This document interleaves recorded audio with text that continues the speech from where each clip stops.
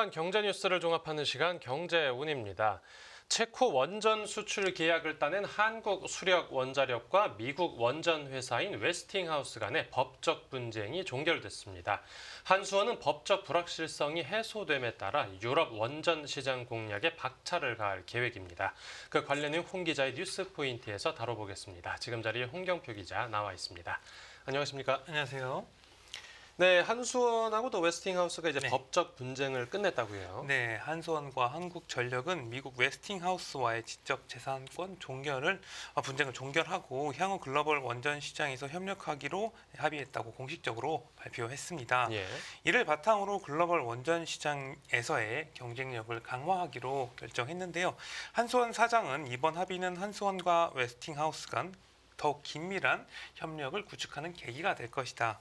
이렇게 밝혔고요. 네. 한전 사장도 지난 약 50여 년간의 이제 전통적 협력 관계를 복원하게 됐다면서 이를 계기로 양측 간 법적 분쟁에 따른 불확실성을 해소하고 해외 원전 수주 활동에 더욱더 적극적으로 나설 수 있게 됐다. 이렇게 평가했습니다. 네, 좀 돌이켜서 보면 이번 법적 분쟁이 이 해당 원전 수주를 네. 놓고 한수원하고 또 웨스팅하우스 간 입찰 경쟁에서 한수원이 이기면서 시작된 거죠.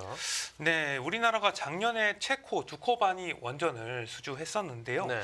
한수원이 체코에 수출하려는 이 최신 한국형 원전이 이제 웨스팅하우스 자사 기술을 기반으로 한 것이라면서 자국 법원에 지적 재산권 침해 소송을 내는 등 한수원의 체코 원전 수출을 저지하려고 해왔었습니다. 네. 이 한수원은 우리 원전이 국산화를 이룬 설비로 수출에 문제가 없다는 입장을 펴왔는데요. 네. 다만 체코 원전 건설 사업의 최종 계약 시한이 올해 이제 3월까지인 상황에서 원만한 분쟁 타결을 통한 수출 통제 신고를 마무리를 대안으로 보고 최근 웨스팅하우스의 협상 테이블에 앉아서 분쟁 해결을 위한 협상을 진행해 왔었습니다. 이런 가운데 한미 양국 정부는 이달 8일 이제 원전 수출 소통 체계 구축 약정에 정식으로 서명했는데요. 네. 이 같은 이제 정부 간 움직임이 양자 이제 분쟁 해소에 긍정적 요건을 조성했다 이런 평가도 나오고 있습니다. 그러면 이제 이번뿐만 아니라 이제 앞으로 네. 있을 수출에 있어서도 어떤 긍정적인 선리를 남겼다 이렇게 볼 수도 있겠죠. 맞습니다. 이번 분쟁 타결로 법적 갈등이 해소될 것으로 전망돼서 한수원의 체코 원전 최종 수주 전망이 한층 밝아지게 됐다 이렇게 평가할 수가 있겠는데요. 네. 체코는 두코바니에 2기의 신규 원전 건설을 추진하고 있습니다. 목표 사업비는 20조 원에 달할 것으로 추산이 되고 있어요. 네. 한수원이 최종적으로 체코 원전 건설 계약을 따내면 2009년 아랍에미리트 원전 수주 이후에 16년 만에 역대 두 번째 원전 수출이 이루어지게 되는 것이라고 볼 수 있겠습니다. 예. 그리고 이번 체코 원전 수주 같은 경우는 선진 시장인 유럽의 첫 교두보를 확보해서 향후 원전 수출 확대의 중요 계기가 있다는 점에서도 의미가 있다 이렇게 볼 수가 있겠습니다. 네. 우선 협상 대상자로 한수원의 팀 코리아가 수주는 한 상황이고 체코 원전 최종 계약 시한은 3월이며 이제 지적 재산권 외에 큰 걸림돌은 사실상 없었으니까 어떻게 보면 수주가 거의 눈앞으로 다가온 것이다 이렇게 볼 수도 있겠습니다. 네, 근데 일각에서는 이번 이제 법적 네. 그 분쟁이 해결된 걸 두고 이 한수원이 협상에서 좀 한 발 물러났을 거다 이런 해석도 나온다고요. 네, 일단 한전과 웨스팅하우스 측은 이번 지재권 협상 타결 내용의 구체적인 내용은 상호 비밀 유지 약속에 따라서 공개하지 않기로 했습니다. 네. 그래서 업계 안팎에서는 한수원이 체코 원전 수출과 관련해서 웨스팅하우스에 조 단위 로얄티나 일감을 주고 향후 다른 3국 원전 수출도 공동 추진하는 것처럼 상당 부분 양보를 했을 것이다. 이런 추정도 나오고 있습니다. 네. 그러니까 웨스팅하우스의 전통 시장인 유럽에서는 양사 공동 진출을 하고 신흥 시장인 중동은 우리나라가 단독 진출을 하는 등 약간 그 특정 지역 원전 수출 문제를 놓고 상호 조정이 있었다는 관측도 있습니다. 네네. 그런데 이렇게 두 기업이 동시에 세계 무대에 나서게 되면 우리나라에 돌아오는 이득은 독자 진출보다는 적어질 수 있다. 이런 전망도 나오고 있어요. 네. 하지만 정부와 한수원은 러시아 우크라이나 전쟁으로 인한 세계 에너지 안보 우려와 함께 AI 붐에 따른 전력량 등으로 이제 한때 주춤하던 세계 주요 원전 시장이 다시금 커진 상황에서 설계 등 원천 기술을 가진 미국과 시공 시장 운영 등 강점을 가진 우리나라가 협력을 해서 시장을 공동 공략하는 것이 양국 모두에게 장기적으로 이득이 될 것이다 이렇게 보고 있습니다. 네, 소탐대실하지 않겠다 이런 거겠죠. 또 우리 정부에서도 이번 합의에 대해서 환영한다는 입장을 밝혔다고요. 맞습니다. 안덕근 산업통상자원부 장관은 이 한수원과 한국전력이 미국 웨스팅하우스와 지재권 분쟁을 종결하기로 합의한 데 대해서 적극적으로 환영한다 입장을 밝혔습니다. 네. 안 장관은 성명서에서 이번 합의는 한미 정부가 체결한 약정과 함께 협력해 나갈 수 있는 기반을 마련한 것으로 평가한다면서 상당히 의미를 부여했고요. 네네. 안 장관은 이어서 향후 세계 원전 시장을 무대로 양국 기업 간 활발한 협력이 이어지길 기대한다고 말했습니다. 네, 알겠습니다. 네, 이어서 다음 뉴스 보겠습니다. 네, 미 재무장관 지명자 협상에 관세 활용하겠다. 이 다음 주죠. 이 트럼프 네. 2기 행정부가 출범하는데 이제 경제 수장인 그 미국 재무장관 지명자가 인사청문회를 가졌습니다. 네, 스콧 베센트 미국 재무부 장관 지명자는 트럼프 2기 행정부의 핵심 정책이라고 할 수 있는 이 관세 강화 정책 기조를 인사청문회에서 상세하게 밝혀서 시장의 눈길을 끌었습니다. 네. 베센트 장관 지명자는 우리가 국제 무역 체계를 미국 노동자 이해관계에 더 부합하도록 재구성해야 된다. 미국은 너무 오랫동안 무역 체계에 불공정한 왜곡을 허용했다. 이렇게 말했습니다. 네. 베센트 지명자는 트럼프 행정부가 이런 도구 중 하나인 관세를 세 가지 방식으로 사용하려 한다 이렇게 설명을 했는데요. 네. 첫 번째로는 관세로 불공정한 이제 무역 관행을 바로 잡겠다 이렇게 보고 있고요. 예. 대중국 관세와 철강을 사례로 언급을 했습니다. 네. 베센트는 바이든 정부가 중국의 미국과 무역 합의에서 약속한 미국산 농산물 구매를 강제하지 않았다고 지적했어요. 그래서 중국과 합의에 포함된 구매 약속 이행을 촉구하기 시작할 것이라면서 중국의 지난 4년간 지키지 않은 이제 구매량까지 채우라고 독촉할 수도 있다. 네. 이렇게 밝혔습니다. 예. 베센트는 중국은 세계 역사상 가장 불균형한 경제다.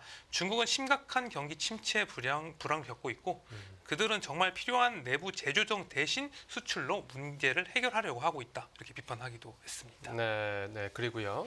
네, 베센트 당선인은 중국 같은 국가가 생산 과정에서 탄소를 집약적으로 배출하는 제품을 미국에 수출할 때 탄소세를 부과할 수 있다고 밝혔습니다. 네. 베센트 당선인은 이제 외국 오염 수수료 에 대한 이제 국회의원의 질의에 관세 프로그램의 일부가 될 수 있는 매우 흥미로운 아이디어라고 생각한다고 답했습니다. 네. 하지만 이 탄소세 같은 경우는 이제 중국뿐만 아니라 우리나라에게도 해당이 된 것으로 좀 평가받고 있는데요. 네네. 철강처럼 탄소 집약적 제품이 대미 수출 품목에 포함이 됐으니까 이게 또 어떻게 될지도 좀 지켜봐야 될 부분이라고 할 수가 있겠습니다. 예. 베센트 지명자는 또 중국은 군대에 필요한 자금을 대는데 그들의 흑자를 사용하고 있다면서 AI, 양자 컴퓨터, 반도체 등에 대한 대외 투자 심사를 엄격하게 해야 된다 이렇게 주장하기도 했고요. 네, 그러니까 첫 번째로는 이제 관세를 불공정 무역 관행을 바로잡는 무기로 사용을 하겠다는 거고, 네네. 또 관세를 지금 어떻게 활용하겠다는 계획이죠? 일단 또 베센트 지명자는 불공정 무역뿐만 아니라 이 관세를 통해서 연방 정부 예산 수입을 증대하겠다, 이런 목적으로 좀 쓰겠다 밝혔는데요. 네. 세금 감면 연장 등 이 트럼프 당선인의 공약을 이행하는데 필요한 재원 확보 차원에서 관세를 쓰겠다 이렇게 해석해 볼 수 있겠습니다. 네. 베센트 지명자는 트럼프 1기 행정부 때 한시적으로 시행한 이 세금 감면을 영구적으로 유지해야 한다고 주장하고 있어요. 네. 이 세금 감면은 의회가 연장하지 않으면 올해 말에 만료가 되는데요. 베센트 지명자는 의회가 행동하지 않으면 미국인들은 역대 최대 폭인 4조 달러 규모의 세금 증가에 직면할 수 있다고 경고했습니다. 네. 그는 또 연방 정부가 심각한 지출 문제가 있다면서도 트럼프 당선인이 부채 한도를 없애기를 원한다면 이에 또 협력하기도 하겠다고 또 밝히기도 했고요. 네, 그러니까 세수 차원에서도 네, 그렇죠. 이번에 관세를 부과하고 그리고요. 네, 베센트 지명자는 트럼프 대통령은 우리가 제재를 너무 많이 했고 어쩌면 제재가 다른 나라들이 미국 달러를 사용하지 못하게 만들 수 있다면서 그래서 관세를 이제 제재 대신에 협상에 사용할 수 있다고 생각한다 이렇게 말했습니다. 네. 이 미국의 제재 대상으로 지정이 된다고 하면 미국 금융기관과 거래가 차단이 되기 때문에 달러 사용이 상당히 제한을 받게 되는데요. 네. 이 때문에 다른 나라들이 달러 사용을 회피할 수 있는데 트럼프 당선인은 이 달러의 기축 통화 지위가 약화될 것을 우려해서 외교 수단으로 제재 대신에 이제 관세를 선택한다는 좀 움직임이라고 볼 수가 있겠습니다. 네네.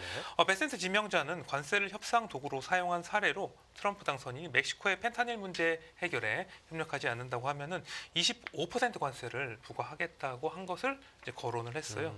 우리는 제재를 좀 조심스럽게 사용해야 한다. 그리고 미국 달러가 세계의 기축 통화로 유지되도록 하는 게 매우 중요하다고 밝혔습니다. 네. 다만 그는 이제 러시아의 에너지 산업을 겨냥한 제재에 대해서는 찬성 입장을 밝혔고요. 네, 그러니까 관세 부과를 통해서 뭐 세금도 깎아주고 네. 달러 약세도 막겠다. 맞습니다. 이런 어떤 재무장관 지명자의 생각 들어봤고요. 네네. 그리고 연방준비제도의 어떤 독립성에 대해서도 네. 한마디 했다고요. 네, 베센트 지명자는 연준의 기준금리 결정이 독립적으로 이루어져야 한다 이런 입장을 밝혔습니다. 네. 베센트 지명자는 트럼프 대통령이 기준금리에 대한 뭐 자기 생각을 이야기할 것이라면서도 통화 정책과 관련해서는 연준 FOMC가 독립적이어야 된다 이렇게 답했고요. 네, 알겠습니다. 네, 이어서 다음 뉴스 보겠습니다. 네, 캐나다 트럼프 관세 위협의 보복 관세 검토. 이 미국 트럼프 대통령 당선인이 고율 관세를 부과하려고 하고 있는데 여기에 대해서 캐나다가 보복 관세를 준비하고 있다고요. 맞습니다. 뭐 캐나다 정부가 트럼프 미국 대통령 당선인이 이제 취임 후에 캐나다산 수입품에 고율 관세를 부과할 것에 대비해서 네. 다양한 단계적 보복 관세 시나리오를 준비 중인 것으로 블룸버그가 보도했는데요. 네네. 캐나다는 트럼프 차기 행정부가 어떤 형태로든 관세 부과에 나선다면은 약 10개 품목에 즉각적인 보복 관세를 부과하겠다고 밝혔습니다. 네.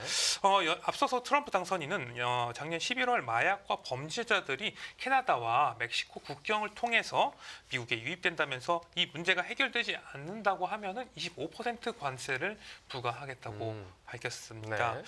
캐나다의 2023년 미국 수출액 같은 경우는 약 605조 원에 달하는데요. 캐나다 전체 수출액의 4분의 3 이상에 해당합니다. 네. 그러니까 캐나다의 미국에 대한 어떤 무역 의존도가 상당히 크다고 볼 수가 있겠습니다. 캐나다가 즉각적인 보복 관세를 부과할 예정인 10개 품목에는 플로리다산 오렌지 주스라던가 뭐 켄터키산 버번 위스키 등 미국인들의 관심을 집중시킬 수 있는 상품이 대거 포함된 것으로 전해졌습니다. 네. 플로리다나 뭐 켄터키 등 이 남부 공화당 우세 지역의 대표 특산물을 타깃으로 삼아서 어떤 관세 정책을 둘러싼 여론을 좀 악화시키겠다 이런 전략으로 풀이가 되고 있어요. 네. 트럼프 행정부와 이후에도 관세 강도를 높여갈 경우에 보복 관세 대상 리스트 범위를 뭐 다른 미국산 제조 제품으로 좀 넓혀갈 예정이고요. 네. 여기에는 모든 미국산 철강과 알루미늄 제품도 포함될 수 있다고 알려졌습니다. 네, 지금 미국이 캐나다에 수출하는 철강하고 네. 또 알루미늄 규모가 꽤 상당한가 봅니다. 네, 그래서 캐나다의 미국산 철강 수입액은 우리나라 돈으로 8조 6천억 원에 달하고요. 네.